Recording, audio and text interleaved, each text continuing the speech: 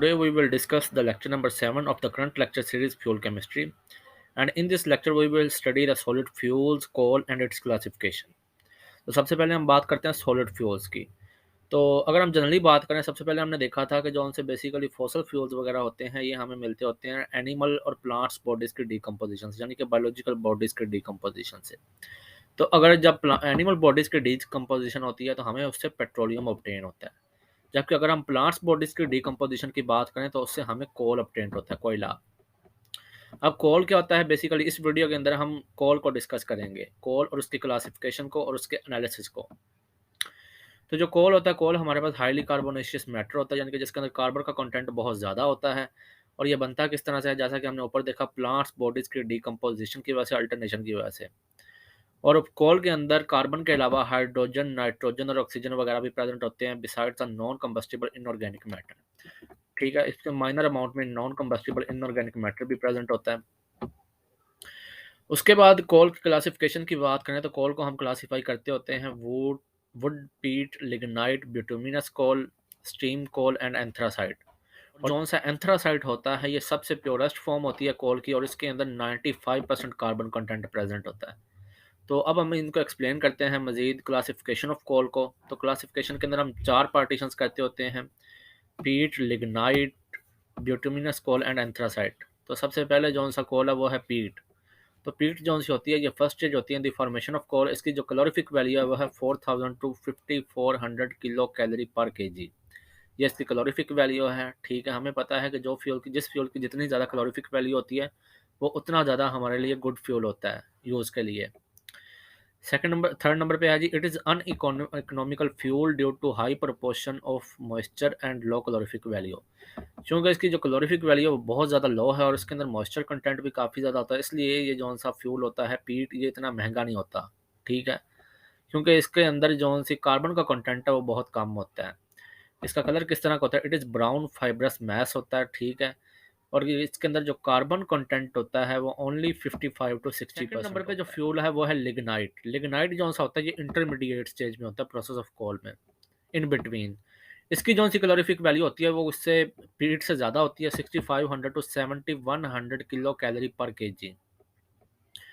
Due to presence of high volatile content it burns with long smoky flame. तो हमने पढ़ा था good fuel के अंदर कि गुड फ्यूल हमेशा वो होता है जिसके अंदर जो स्मोकलेस हो, जिसके अंदर स्मोक की प्रोडक्शन ना हो या बहुत कम हो। तो जैसा कि हम देख रहे हैं कि जो लिग्नाइट होता है इसके अंदर बहुत ज़्यादा स्मोक वगैरह प्रोड्यूस होता है, स्मोकी फ्लेम होता है जिससे स्मोक बहुत ज़्यादा निकलता है। और इसके अंदर जो कार्बन कंटेंट होता है वो 60 टू 70% होता है। इट मीन्स कि जो लिग्नाइट है वो पीट से अच्छा है लेकिन फिर भी हमारे लिए गुड फ्यूल नहीं है। तो थर्ड नंबर पे जौन सा आता है बिटुमिनस कोल। बिटुमिनस कोल जौन सा होता है it mostly exist in world. ठीक है, जो बिटुमिनस कोल है ये सबसे ज़्यादा पाया जाता है अर्थ के। तो इसके अंदर जो कार्बन कंटेंट होता है वो 80 टू 95% होता है, बाकी दोनों से अच्छा है पीट और लिग्नाइट से। ये जौन सा बिटुमिनस होता है इसको हम फर्दर क्लासीफाई करते होते हैं 3 डिवीजन्स के अंदर। सबसे नंबर 1 पे है सब बिटुमिनस कोल, नंबर 2 पे है बिटुमिनस कोल और नंबर 3 पे आ जाता है सेमी बिटुमिनस कोल। जो सब बिटुमिनस कोल होता है इसके अंदर जो कार्बन कंटेंट होता है वो 75 टू 85% होता है। जो सा बिटुमिनस कोल है इसके अंदर 85 टू 90% होता है, जबकि जो सा सेमी बिटुमिनस कोल होता है ये 90 टू 95% होता है। ठीक है, तो अगर हम इन तीनों के लिहाज से देखें तो जिसके अंदर कार्बन कंटेंट सबसे ज़्यादा पाया जाता है वो कोल हमारे लिए उतना ज़्यादा गुड फ्यूल होगा। तो सेमी बिटुमिनस कोल के अंदर जो कार्बन कंटेंट है वो सबसे ज़्यादा है, 90 टू 95%। इट मीन्स कि अगर हम बिटुमिनस की बात करें तो इसकी जो सी सब क्लासेज हैं तो उसके अंदर जो सेमी बिटुमिनस कोल है ये सबसे ज़्यादा गुड फ्यूल है। और जो सबसे हाईएस्ट प्योरेस्ट फॉर्म होती है कोल की, हमने पढ़ा था एंथ्रासाइट होती है। ठीक है, anthracite anthracite is the superior grade of coal. और इसका जो सा वोलेटाइल और मॉइस्चर और ऐश कंटेंट होता है वो बहुत ज़्यादा कम होता है, जो कि हमारी गुड फ्यूल की रिक्वायरमेंट होती है। और इसकी जो सी कैलोरीफिक वैल्यू होती है वो होती है 8650 किलो कैलोरी पर केजी। और इसके अंदर जो कार्बन कंटेंट होता है वो भी 95 टू 99.5% तक इसके अंदर कार्बन कंटेंट होता है। तो इसके अंदर वो सारी क्वालिटीज़ हैं जो कि एक फ्यूल के अंदर होती हैं। तो अगर हम ऐसा कॉल चलते हैं जिसके अंदर जो कार्बन की परसेंटेज है वो एंथ्रासाइड से भी ज़्यादा हो तो वो डायमंड होता है। जो डायमंड होता है इसके अंदर कार्बन कंटेंट सबसे ज़्यादा होता है, अप्रोक्सीमेटली 100% होता है, 99.9%, नियरली 100%। तो जो सबसे ज़्यादा कार्बन कंटेंट होता है वो डायमंड के अंदर होता है, लेकिन हम इसको कॉल के लिए यूज़ नहीं करते होते ठीक है। कोल के अंदर जो हमारे पास जो सबसे प्योरेस्ट फॉर्म होती है वो एंथ्रासाइट होती है। उसके बाद अगर हम पाकिस्तान की बात करें तो पाकिस्तान के अंदर कौन सी क्लासिफिकेशन जो सी कोल की है वो सबसे ज़्यादा पाई जाती है, तो पाकिस्तान के अंदर मैक्सिमम पाया जाता है पीट और लिग्नाइट कोल। तो जैसा कि हमें पता है कि जो पीट और लिग्नाइट होते हैं ये गुड फ्यूल नहीं होते, तो इसलिए पाकिस्तान को जो कोल प्लांट्स के अंदर कोयला यूज़ करना पड़ता है, उसको बाहर से इम्पोर्ट करना पड़ता है। उसके अलावा अब हम अगर ऑर्डर बनाना चाहें क्वालिटी और एक्सपेंसिव के लिहाज से कि क्वालिटी किसकी सबसे अच्छी है और सबसे कम, और एक्सपेंसिव कौन सा सबसे ज़्यादा होता है, तो जो एंथ्रासाइट होता है वो सबसे ज़्यादा एक्सपेंसिव होता है, उसकी क्वालिटी सबसे हाई होती है। उसके बाद बिट्यूमिनस, इसके अंदर इसकी क्लासिफिकेशंस भी आ जाती होती हैं। और थर्ड नंबर पे आ जाता है लिग्नाइट, और जो सबसे चीप कोल होता है वो पीट होता है। और अगर हम ऐश प्रोडक्शन के लिहाज से देखें कि ऐश सबसे ज़्यादा कौन सा प्रोड्यूस करता है, तो जो पीट होता है वो सबसे ज़्यादा ऐश प्रोड्यूस करता है। देन उसके बाद लिग्नाइट, और उसके बाद बिट्यूमिनस, और जो सबसे कम ऐश प्रोड्यूस करता है वो एंथ्रासाइट होता है।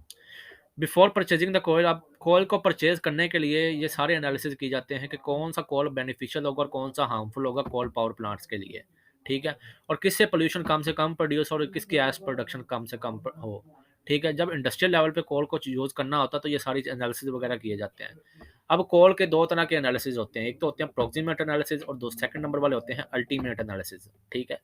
इस लेक्चर के अंदर हम सिर्फ इनका ओवरव्यू देखेंगे, दोनों एनालिसिस का, प्रॉक्सिमेट एनालिसिस और अल्टीमेट एनालिसिस।